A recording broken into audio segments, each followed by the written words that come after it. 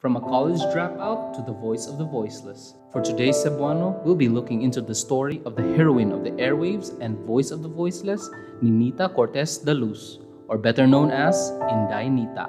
Inday Nita was born in Compostela, Cebu in 1938. In her college years, she became so enamored with radio that she would end up dropping out of college to be part of radio broadcasting.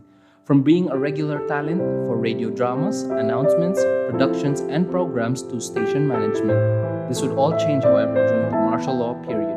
She became the voice of victims of human rights abuses despite censorships and covered events such as the Anti-Marcos Freedom March in 1980. She was arrested and detained at Camp Lapu-Lapu and her radio station padlocked. Fortunately, when Aquino came to power in 1986, she was set free and appointed Undersecretary of Local Government. She still continued to be in radio broadcasting until her death in 2007.